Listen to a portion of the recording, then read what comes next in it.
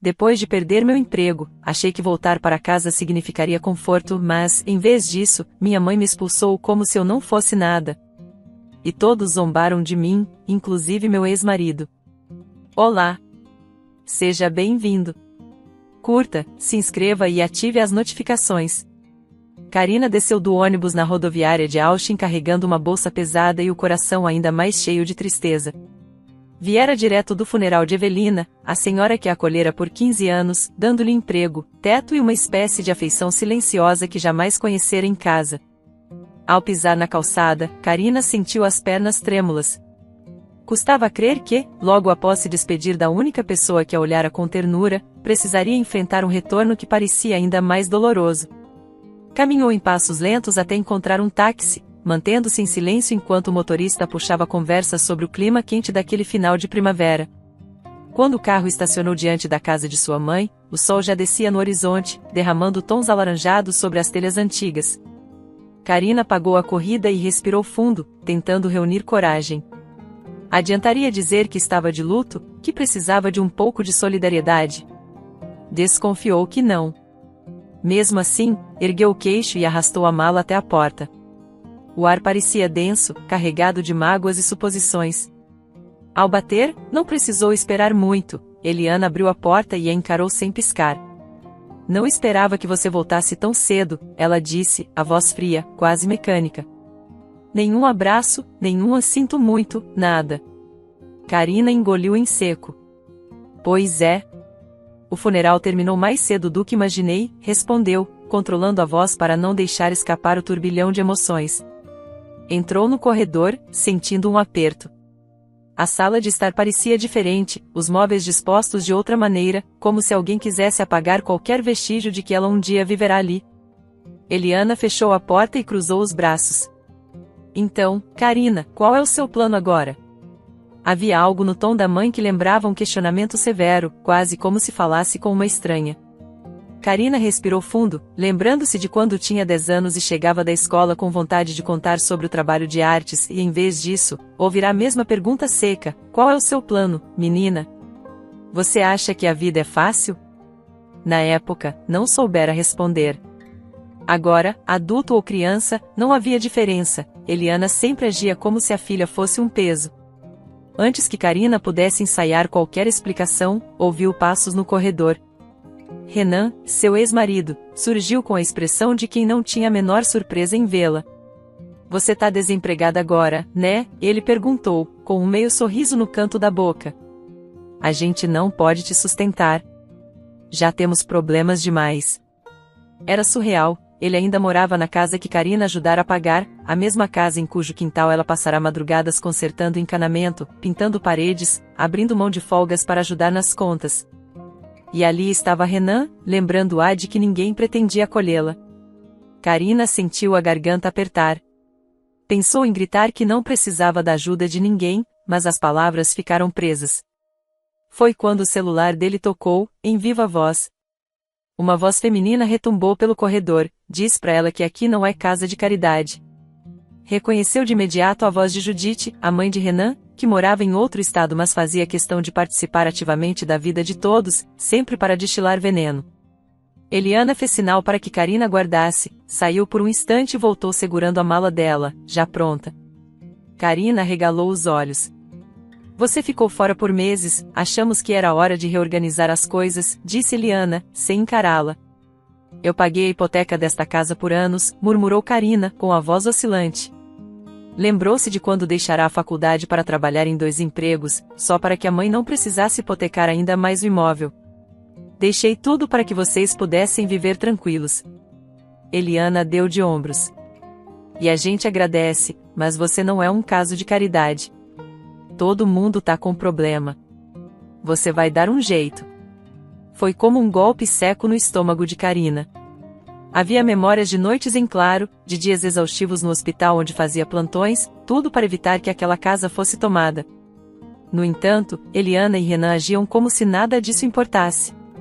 Naquela noite, Eliana decidiu organizar um jantar.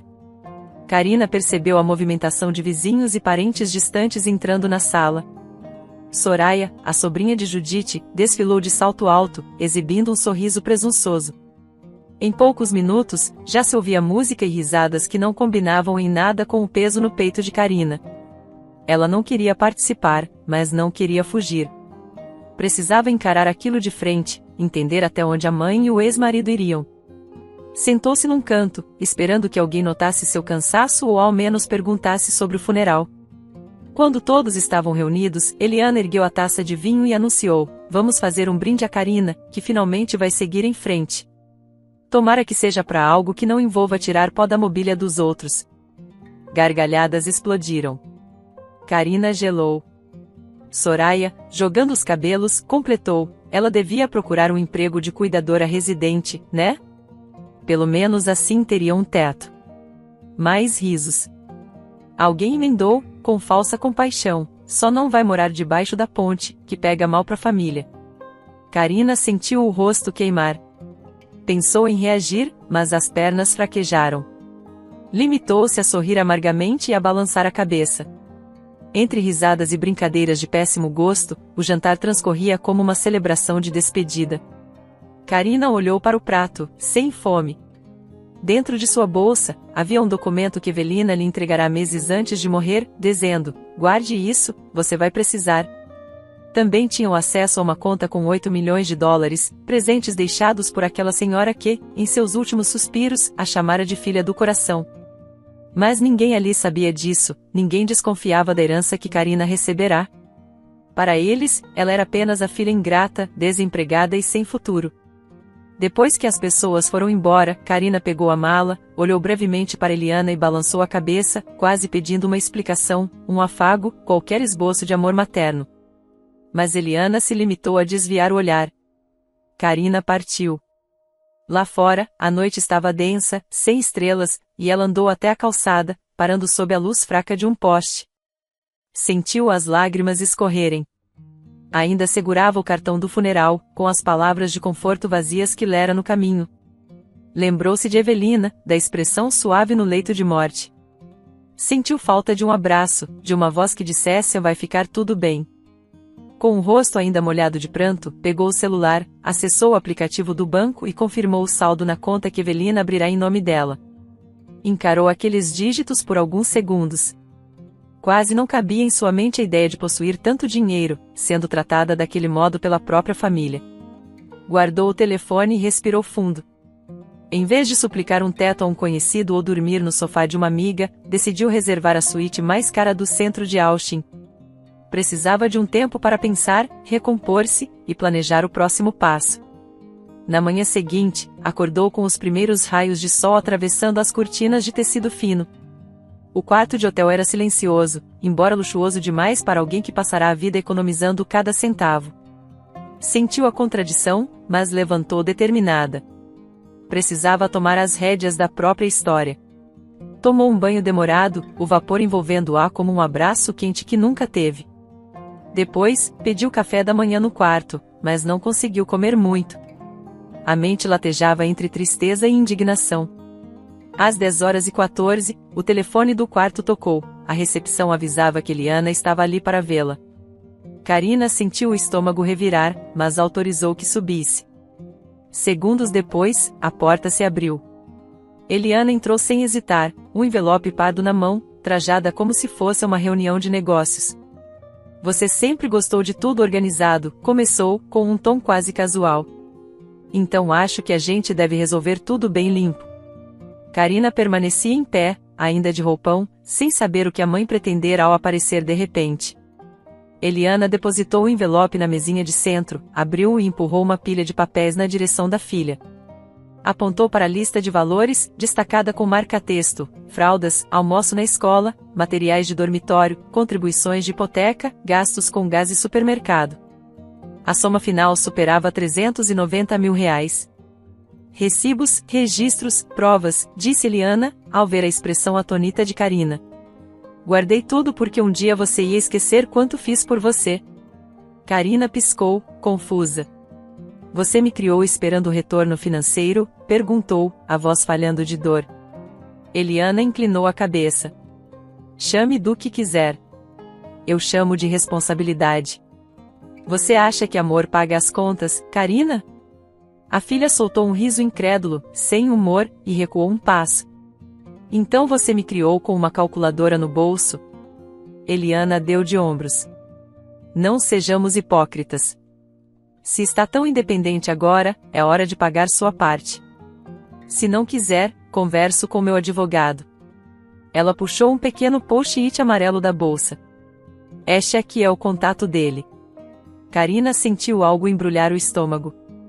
Lembrou-se de quando, aos 14 anos, pedirá à mãe para participar de um acampamento de ciências. Quis aprender sobre astronomia, mas Eliana, sem tirar os olhos do jornal, dissera que aquela ideia era coisa de criança mimada e que não tinham dinheiro para tanta bobagem. Ou trabalhava no verão, ou ficava em casa para não dar despesas. Karina desistiu do acampamento e passou o verão empilhando caixas num brechó. Agora, décadas depois, a mesma mãe lhe cobrava cada fragmento do passado, tratando-a como devedora. Antes que Karina pudesse falar, o celular de Eliana tocou em vídeo, e Renan apareceu na tela, sorrindo falsamente. Oi, Karina. A mamãe me contou sobre a situação. Acho que concordamos que você precisa começar a contribuir de verdade, né? Logo em seguida, a voz de Judite soou de algum outro lugar. Francamente, não é pessoal, é só a realidade adulta. Já ajudamos demais. Karina piscou, pasma. Era como se todos estivessem ali, em sincronia, para apontar o dedo e dizer que ela era um fardo. Aquele coro de acusações doía mais do que qualquer golpe físico. Eliana desligou a chamada e guardou o celular. Não é vingança, é equilíbrio, repetiu, guardando o envelope. Karina engoliu em seco, caminhou até o frigobar e pegou uma garrafa de água gelada. Sentiu a fúria subir até a garganta, mas conteve-se. Precisava agir de forma racional, ou acabaria perdendo tudo, inclusive a paz de espírito que Evelina tanto implorara para que ela buscasse. Então, sem dizer mais nada, caminhou até a porta e abriu, indicando que a mãe se retirasse. Eliana apenas sorriu de canto, balançou a cabeça e saiu. Assim que se viu sozinha, Karina fechou a porta devagar, respirou fundo e sentou-se na beira da cama. Pegou o laptop e acessou o portal do fundo fiduciário que Evelina deixará. Precisava checar datas, documentos, extratos, todo aquele patrimônio aguardava para ser usado. Pensou no rosto de Evelina nos últimos meses, quando a doença avançou e ela quase não tinha forças para se levantar. Lembrou-se das visitas noturnas ao hospital, das vezes em que estendeu a mão para que Evelina a segurasse, da promessa que fizera de jamais desistir de si mesma. Olhou para a tela do computador e iniciou o que chamou de auditoria interna. Precisava entender o quanto tinha, o quanto podia investir para proteger-se legalmente, afinal Eliana falará em advocacia, Renan e Judite orquestravam calúnias, e ela pressentia uma tempestade por vir. Então, notou uma mensagem piscando em sua caixa de entrada. Abriu e, para seu desânimo, viu que a proposta de trabalho que aguardava fora recusada. Um e-mail formal dizia: obrigado pelo seu interesse na vaga, mas decidimos seguir com outro candidato. Karina fechou os olhos, exausta. Aquilo confirmava que os rumores estavam se espalhando mais rápido do que ela conseguia reagir. Pôs o laptop de lado e se levantou. Olhou pela janela. Lá embaixo, as ruas se enchiam de gente apressada. Sentia-se pequena, insegura, mas uma voz interna lembrava que ela não estava mais sozinha, mesmo que parecesse estar. Evelina deixará recursos, deixará um caminho. Precisaria lutar contra a própria família e suas difamações. Precisaria, sobretudo, não se deixar abater pela dor lancinante de ter sido tratada como estranha por quem deveria acolhê-la. Uma batida suave na porta interrompeu seus pensamentos. Serviço de quarto, senhora. Karina agradeceu, deixou que entrassem com uma bandeja de refeições leves. Tomou um gole do suco, mas sem apetite. Pensou em mandar uma mensagem a algum amigo de longa data, mas temia envolver outras pessoas. Precisava resolver aquilo por conta própria. Repetiu para si mesma as palavras que Evelina dissera no hospital, quando segurou sua mão pela última vez: você vale mais do que imagina. Não deixe que ninguém te convença do contrário.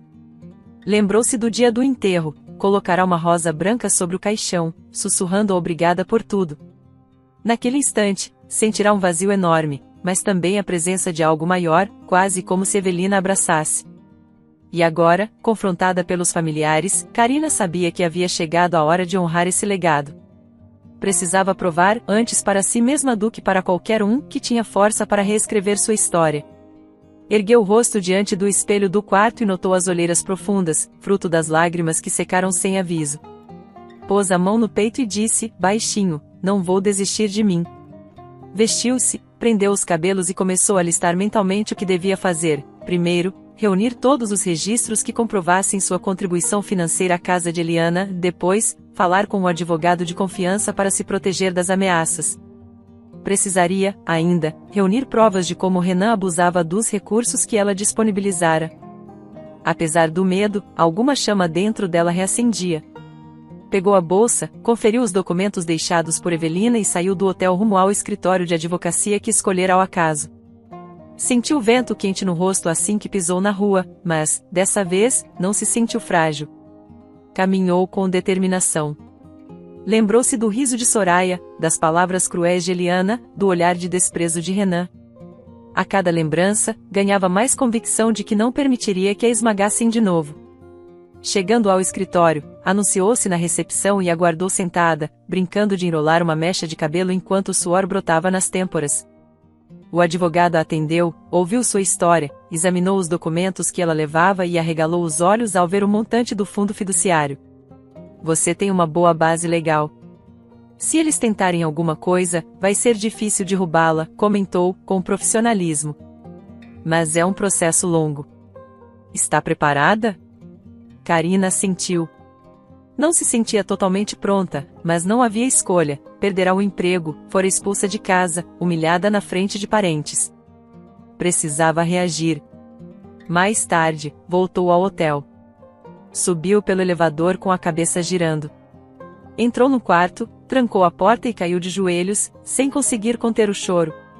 Parecia que as paredes, tão impecáveis e luxuosas, se fechavam sobre ela. Lembrou-se de Evelina e, em voz baixa, quase como uma prece, murmurou, obrigada por acreditar em mim.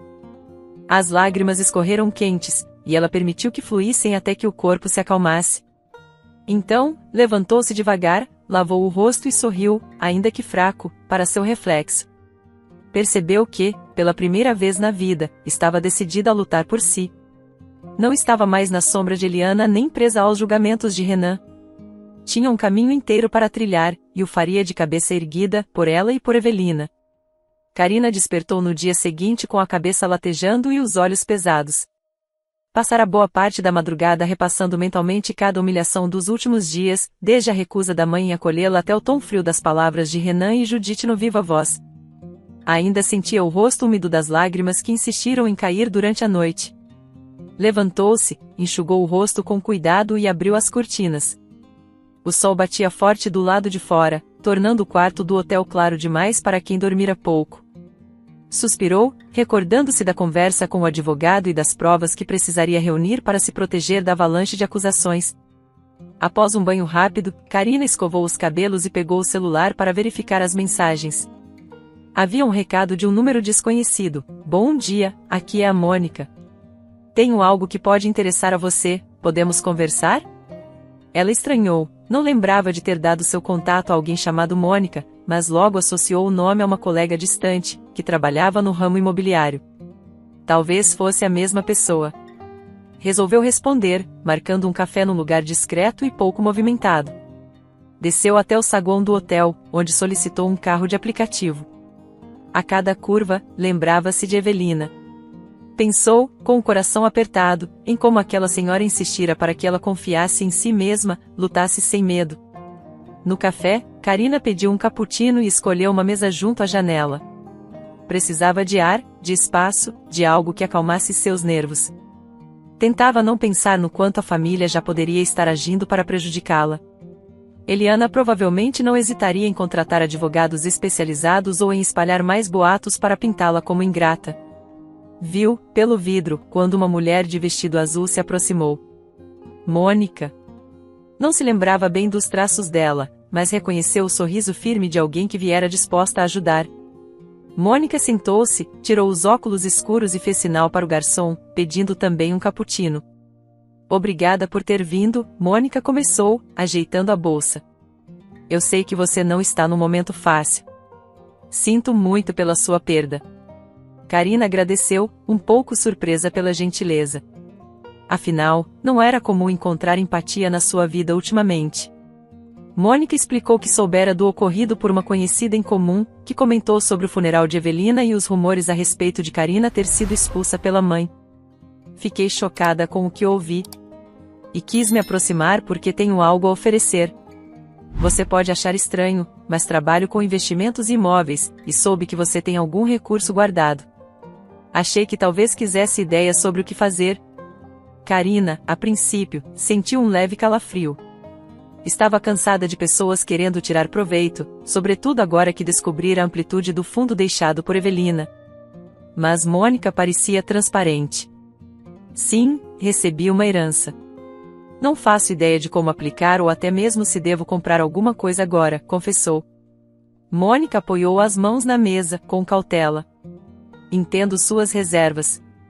Mas não estou aqui para te pressionar. Só pensei que, se você quer um lugar tranquilo, longe de todo esse tumulto, posso te mostrar 2 propriedades na periferia leste de Austin, casas lindas, com privacidade e espaço para você reorganizar a vida. Karina sorriu, experimentando um misto de alívio e inquietação. Precisava, de fato, de paz. Mas o timing a intrigava. Mônica, como se lesse seus pensamentos, acrescentou, não estou tentando me aproveitar. Se quiser apenas conhecer, sem compromisso, a decisão é sua. Te achei tão abatida, e confesso que me sensibilizei. Acho que você merece um refúgio, já que te negaram um lar. Karina sentiu o coração quase falhar uma batida ao ouvir a palavra lar. Veio-lhe à memória a imagem de Eliana apontando a porta e dizendo para ela se virar. Sentiu as lágrimas ameaçarem cair de novo. Precisou de um instante para se recompor. Aceitou, por fim, o convite de Mônica para visitar as propriedades. Partiram ali mesmo do café, usando o carro de Mônica. Durante o percurso, Karina contou, em pinceladas, o que acontecerá, a perda do emprego, a expulsão de casa, o ataque de Renan e Judite, e a frustração por perceber que ninguém daquela família nunca lhe dera verdadeiro afeto. Mônica escutou em silêncio, apenas balançando a cabeça aqui e ali, e, por vezes, Karina notou que os olhos dela ficavam marejados. Você ainda tem pessoas que te querem bem, Mônica disse, num ponto do trajeto.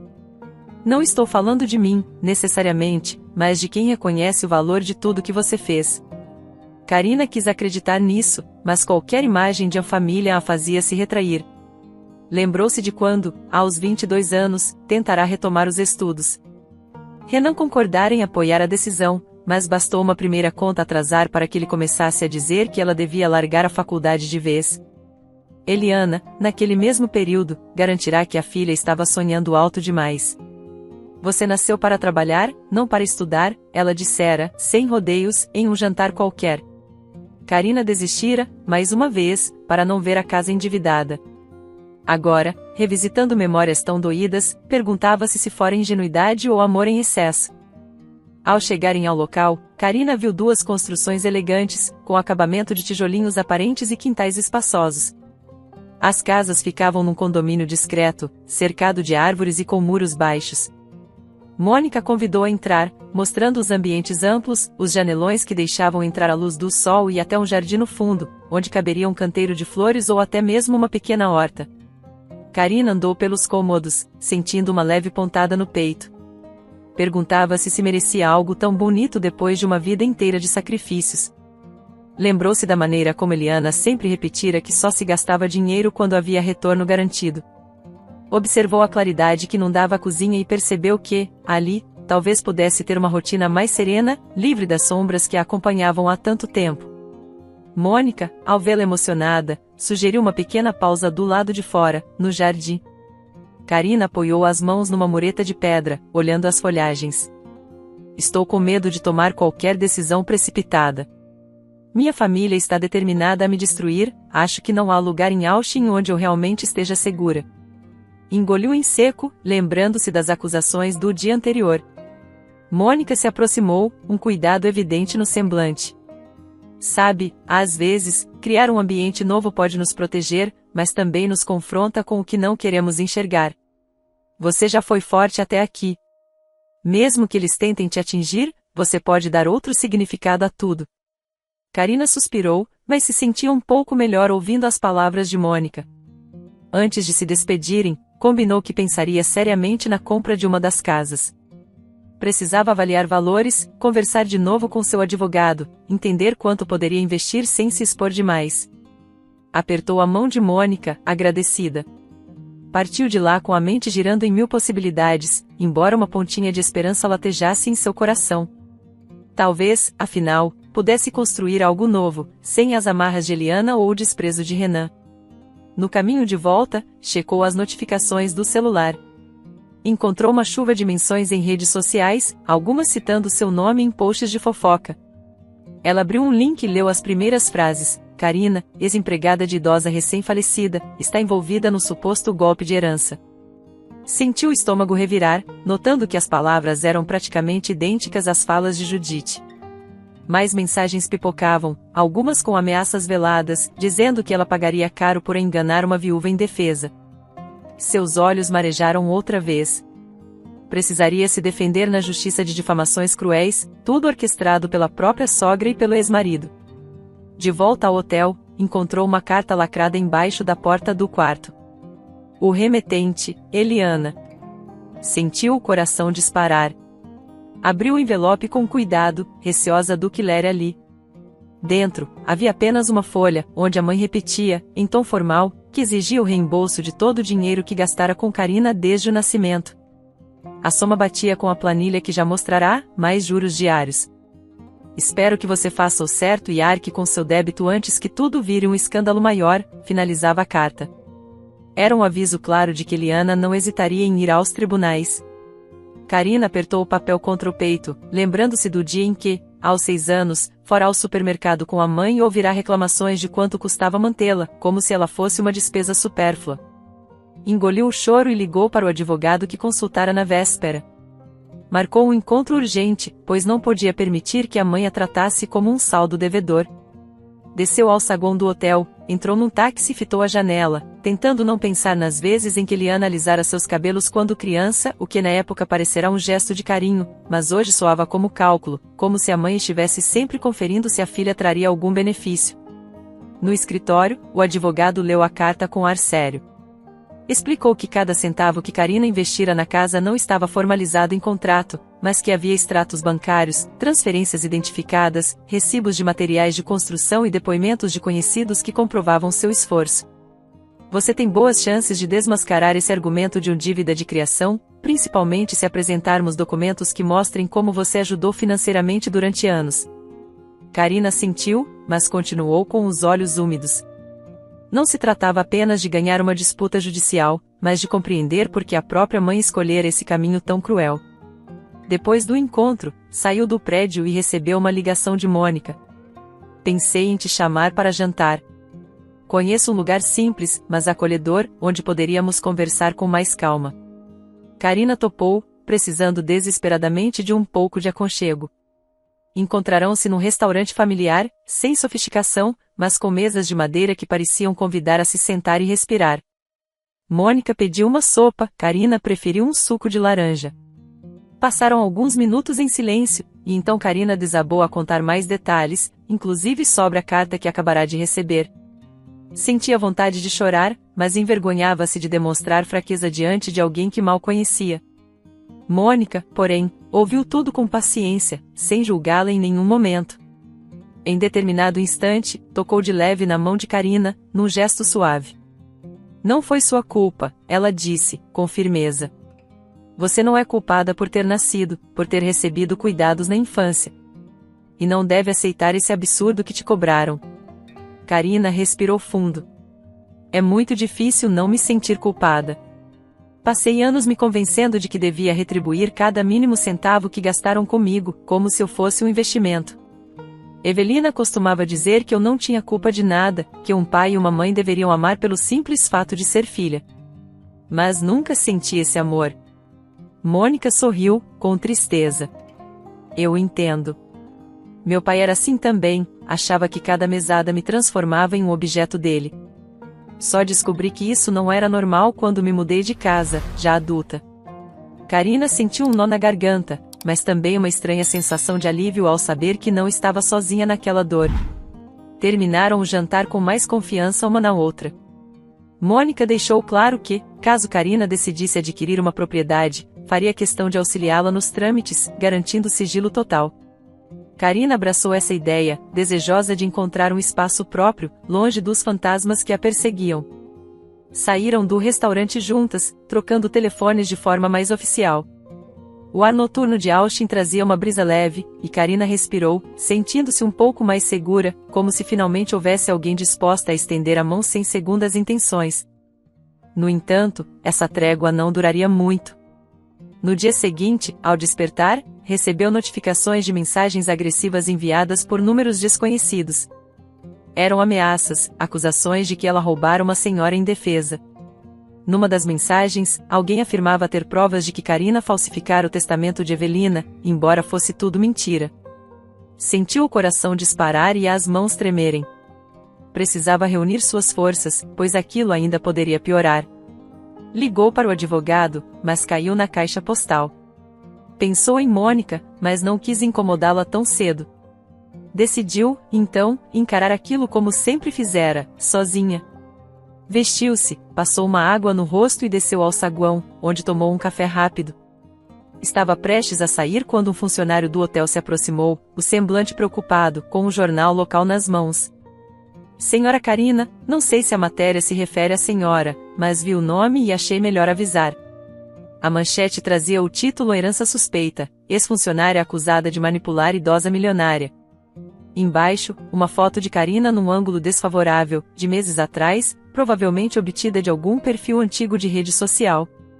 O texto dizia que havia investigações em curso para apurar fraudes, que a família estava chocada com a manipulação da cuidadora e que a viúva falecera sem compreender o que estava assinando. Karina sentiu a vista escurecer por um instante, uma vertigem fazendo-a se apoiar no balcão. Agradeceu ao funcionário do hotel, sem conseguir pronunciar uma palavra coerente. Subiu novamente para o quarto, onde se jogou na cama, sentindo o peito doer. Aquilo ultrapassava todos os limites. Alguém estava determinado a destruí-la publicamente, e ela desconfiava que o mandante só podia ser Judite, talvez com a ajuda de Renan e Eliana. Pensou em Evelina e se recordou de quando a velha senhora, já debilitada, lhe segurara a mão. Se um dia duvidarem de você, não deixe que te enterrem em mentiras. Você tem o valor da verdade. Karina sentiu um soluço subir pela garganta.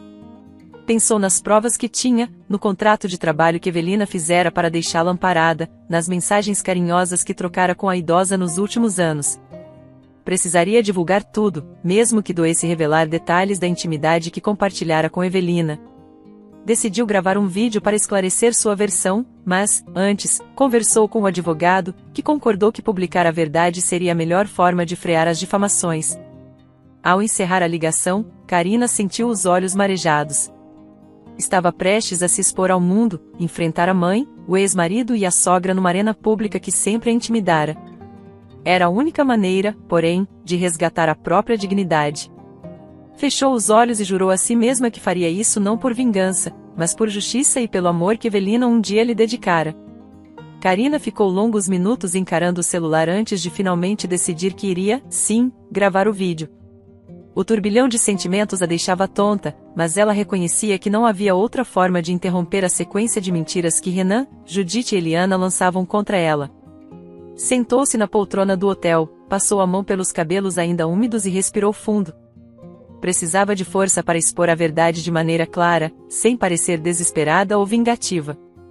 Ajustou o telefone no suporte improvisado sobre a mesinha de canto, verificou a iluminação e mirou a câmera, enxergando seu rosto abatido refletido na tela. Olá, começou, a voz trêmula. Resolvi falar diretamente com vocês, porque há muitas versões falsas circulando. Eu me chamo Karina. Engoliu em seco, lembrando-se de Evelina e da última conversa que tiveram. Evelina dissera que, quando chegasse o momento de se defender, Karina deveria fazê-lo sem medo de julgamentos. Olhou firme para a lente. Sou a mulher acusada de manipular uma idosa doente, mas quero que vocês vejam as provas e decidam por si mesmos. Karina então abriu uma pasta sobre o colo, tirando folhas, mostrava extratos bancários, documentos assinados por Evelina, fotos em que as duas apareciam juntas durante os vários anos de convivência. Aqui está o contrato de trabalho que Evelina formalizou comigo, quando eu ainda tinha 20 e poucos anos.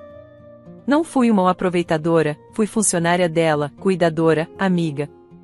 Vou mostrar mensagens que trocamos, nas quais ela me agradecia por ficar ao seu lado quando até os familiares a ignoravam. A cada novo arquivo que exibia, Karina relembrava as cenas dolorosas, noites em que Evelina se queixava de dores, madrugadas em que a levava ao pronto-socorro enquanto a família inexistia. Eu não seduzi Evelina. Eu a ajudei até o fim, e em retribuição, ela me deixou uma herança. Os minutos se alongaram enquanto ela lia parte do testamento, apontando as assinaturas, esclarecendo que havia um advogado envolvido e toda a papelada em dia. Mostrou também fotos da casa antes das reformas que pagará com seu próprio salário, esperando salvar a família da falência. Por anos, investi dinheiro na casa onde minha mãe mora. Deixei de estudar para trabalhar em 2 turnos, só para quitar dívidas que não eram minhas. Agora, sou acusada de golpe. Karina sentiu os olhos se encherem de lágrimas, mas não pausou a gravação. Precisava que as pessoas percebessem a dimensão do que estavam fazendo com ela. Com a voz embargada, prosseguiu: se alguém me perguntar por que ainda me importo com essas pessoas, a resposta é que tentei amá-las a vida inteira. Achava que me amavam de volta. Hoje, entendi que fui apenas uma fonte de renda. Mas escolho enfrentar isso não por vingança, e sim por justiça. Sentiu o peito doer ao lembrar-se de quando tinha 12 anos e ficou doente, febre alta, suando frio, e Eliana a deixará sozinha em casa para ir a um jogo de cartas com as amigas. Karina tremia de frio, mas a mãe só chegará tarde, sem perguntar como ela estava. Agora, entendia que tudo fora sempre igual, a filha não passará de um encargo. Ao encerrar o vídeo, Karina colocou a mão sobre o rosto e deixou as lágrimas escorrerem. Estava exausta, mas também sentia um alívio estranho, como se expor toda a verdade fosse uma libertação do peso acumulado em seu coração. Enviou o arquivo para o advogado, que concordou que o melhor era divulgar nas redes e entregar à imprensa. Não havia mais recuo. A batalha contra as calúnias começaria de modo oficial. Nos dias que se seguiram, o vídeo viralizou. Primeiro, houve uma enxurrada de comentários raivosos e cheios de preconceito, mas, conforme as pessoas assistiam às provas que Karina apresentará, a narrativa se transformava. Ela foi usada esse tempo todo, dizia uma usuária no Twitter. Onde estão os pedidos de desculpas agora? Perguntava outra. Alguns pediam provas adicionais, mas o advogado as enviava à mídia, e a confiança em Karina crescia. Toda a história de humilhação e sacrifício estava, enfim, sendo conhecida pelo público. A repercussão obrigou Eliana, Renan e Judite a repensarem a estratégia. Num primeiro momento, Renan tentou se justificar em uma transmissão desajeitada pela internet. A cozinha mal iluminada onde gravou denunciava seu nervosismo. Não é bem assim, a Karina gosta de posar de vítima. A gente sempre ajudou, ele gaguejou, enquanto a sessão de comentários se enchia de perguntas duras. Você comeu do prato dela, morou na casa que ela pagou. E agora a culpa é da Karina, retrucava alguém. Nervoso, Renan xingou alguns seguidores e interrompeu a live, saindo sem terminar a explicação. Karina, no hotel, assistia a tudo com um misto de pena e amargura. Ainda doía pensar que aquele homem fora seu marido, alguém que deveria ter lhe dado suporte, mas que escolhera o lado mais conveniente. Entre uma manchete e outra, ela trocava mensagens com Mônica, que a incentivava a permanecer firme. Recebeu também mensagens de pessoas desconhecidas dizendo que se comoveram com sua história e que haviam passado por algo semelhante em suas famílias. Aquilo a fortaleceu. Talvez, pensou, pudesse transformar toda aquela dor em algo que servisse de inspiração para quem ainda se sentia sozinho. No entanto, Judite não desistira. Surgiu uma nova campanha difamatória, dessa vez afirmando que Karina teria seduzido Renan quando ele ainda era casado com outra pessoa, embora fosse mentira. A acusação beirava o absurdo, mas alguns tabloides sensacionalistas adoravam repetir escândalos. Karina consultou o advogado e decidiu ir além, abrir um processo formal contra Judite por difamação e roubo de identidade, já que alguém acessara dados pessoais dela para manipular transações bancárias e fofocas. Se eles querem jogar sujo, terão de lidar com as consequências legais, concluiu, com firmeza. Enquanto isso, Eliana recebia, em casa, uma notificação judicial determinando que cedesse parte da residência para avaliação, pois Karina tinha direito a uma fatia da propriedade que ajudara a financiar. Furiosa, ela rasgou o documento e ligou para a filha, berrando: "Como você ousa me processar? Eu sou sua mãe. Não vou te deixar em paz até que você me pague cada centavo que gastei contigo."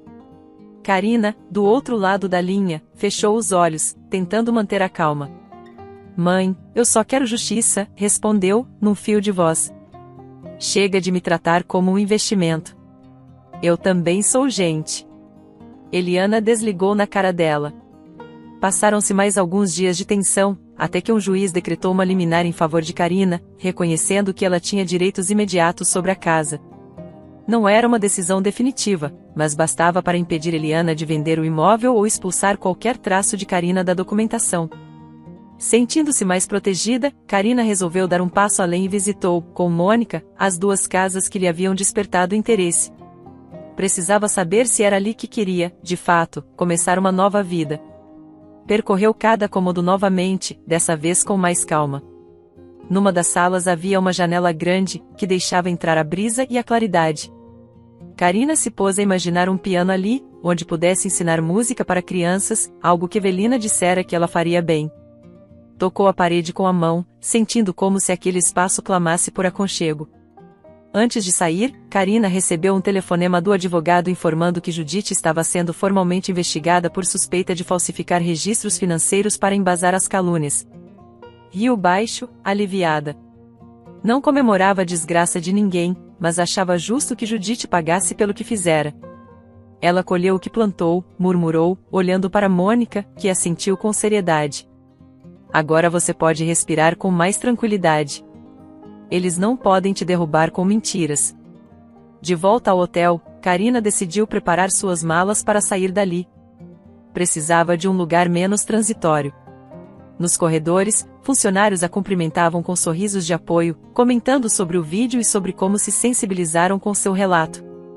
Ela agradecia, sentindo um misto de timidez e gratidão. Quem diria que, depois de tanto sofrer, encontraria empatia em estranhos, enquanto a própria mãe a apunhalava? Pensou em como a vida era estranha, porém se permitiu um lampejo de felicidade ao notar que, enfim, não se sentia tão sozinha. Ao chegar na suíte, encontrou um envelope deslizado por debaixo da porta. O remetente era Renan. Com receio, ela abriu e leu: "Karina, sinto muito por tudo. Acredito que a mamãe e a minha avó extrapolaram. Mas entenda que eu estava numa situação difícil. Fui criado assim, sempre achando que você nos devia algo. Espero que não guarde rancor. Perdi o emprego, perdi apoios, estou numa posição complicada. Será que podemos conversar?"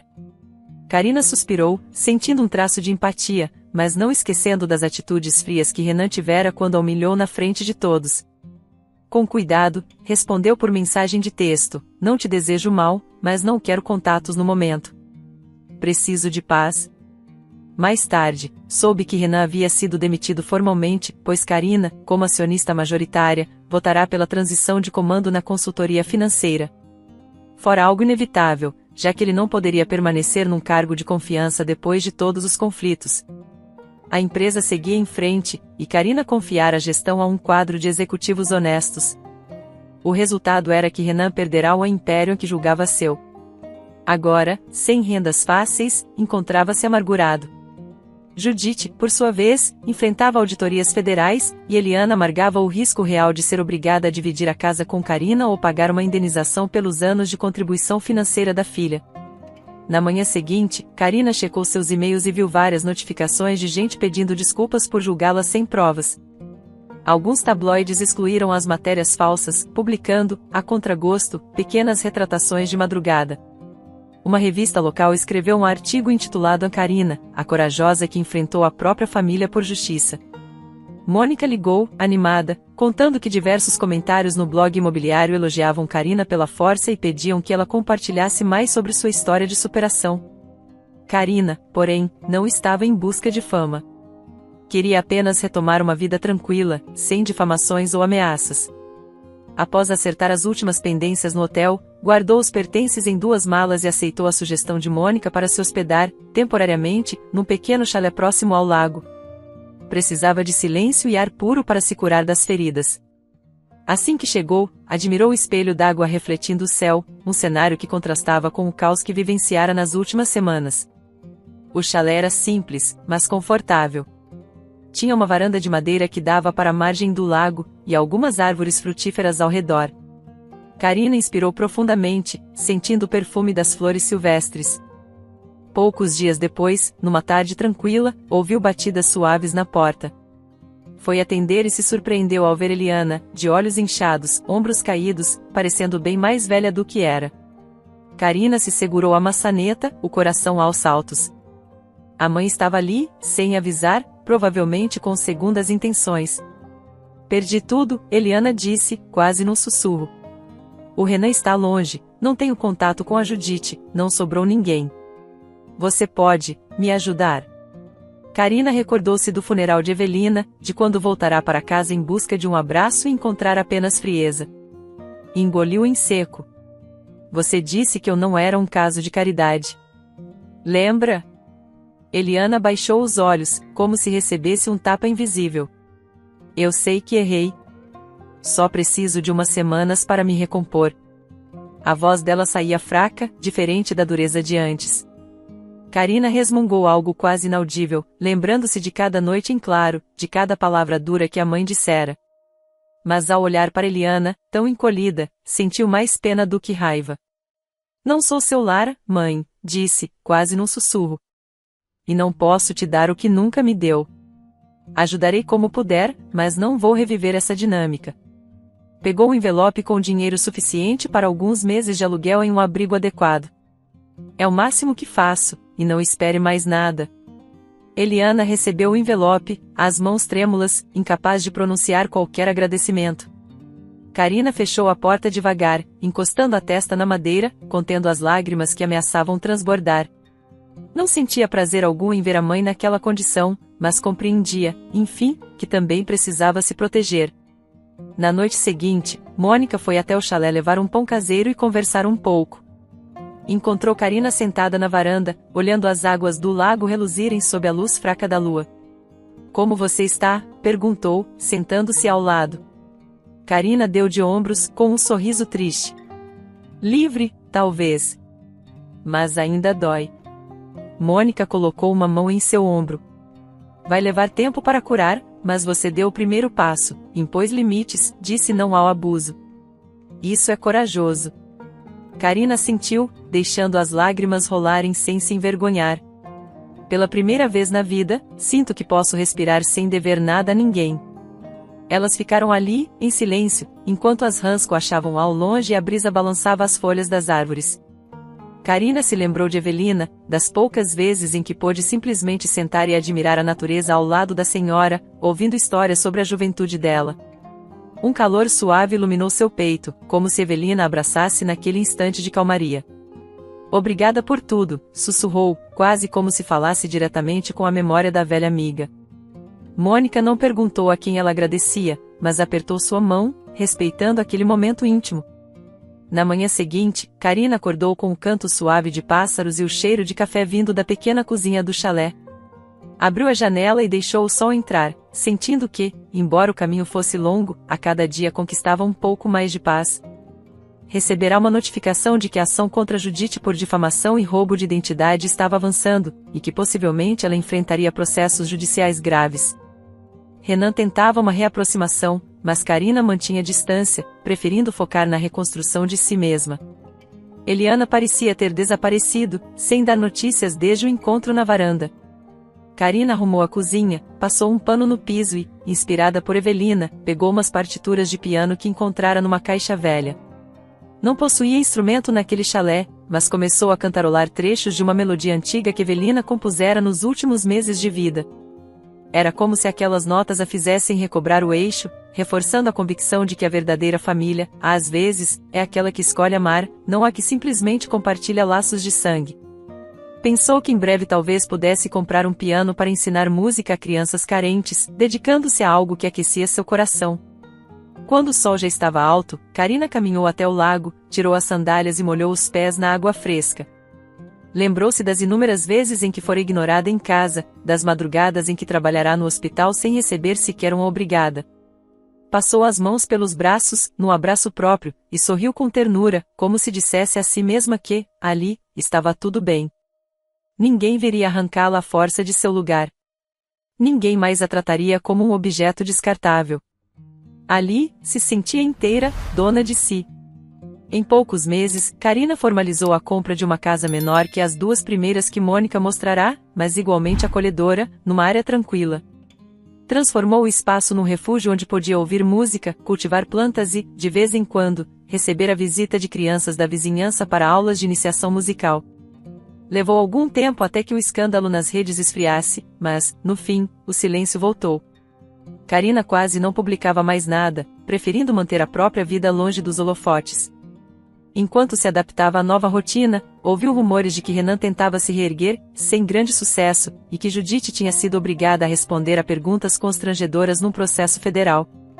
Eliana, aparentemente, continuava sozinha na casa que quase perderá, reclamando da solidão sem admitir as próprias culpas. Karina não pediu detalhes, nem se interessou em cutucar antigas feridas.